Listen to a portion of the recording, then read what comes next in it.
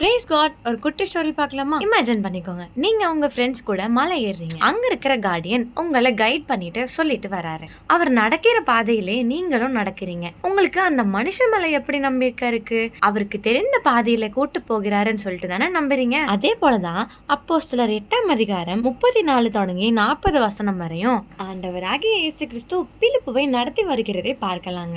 சில மந்திரிமார்களுக்கு பிலிப்பு பிரசங்கித்துக் கொண்டிருக்கையில் ஒரு இடத்துல அவங்க எல்லாம் கிராஸ் பண்ணி போறப்ப தண்ணீர் இருக்கிறதை பார்த்து, மந்திரி, எனக்கு இங்க ஞானஸ்தானம் பெறுகிறதற்கு தடை என்னன்னு கேட்கிறார். அப்பொழுது பிலிப்பு, நீ முழு இருதயத்தோடும் விசுவாசித்தால் தடை இல்லை என்றான். அப்பொழுது அந்த மந்திரி, ஏசு கிறிஸ்துவை தேவனுடைய குமாரன் என்று விசுவாசிக்கிறேன் என்று சொல்லி ரதத்தை நிறுத்த சொன்னான். அப்பொழுது பிலிப்பும் மந்திரியும் ஆகிய இருவரும் தண்ணீரில் இறங்கினார்கள். பிலிப்பு அவனுக்கு ஞானஸ்நானம் கொடுத்தான். இதற்கப்புறம் என்ன ஆச்சுன்னா, தண்ணீர்ல இருந்து வெளியே அவங்க கரை ஏறின பொழுது கர்த்தருடைய ஆவியானவர் பிலிப்புவை கொண்டு போய் விட்டார். எங்கன்னா, ஆசோதிலே பிரயாணம் பண்ணி செசரியாவுக்கு வருகிற வரையில் சகல பட்டணங்களிலும் சுவிசேஷத்தை பிரசங்கித்து கொண்டு வந்தார். ஆமாங்க, ஏசப்பா யார் யாருக்கு நம்மளுடைய தேவை இருக்கோ அவங்களுக்கு உதவுறதுக்காக நம்மளை யூஸ் பண்ண அவர் சித்தமா இருக்கிறாரு. நம்மளை கொண்டு அவர் செய்யும் காரியத்தை குறித்து நீங்க கலங்காமலும் பயப்படாமலும் அதுக்கு ஏற்றவாறு நம்ம தைரியமா திறன் கொண்டு இருக்கணுங்க. அதற்கு ஏசப்பா கிட்ட சொல்லி ஜெபிங்க.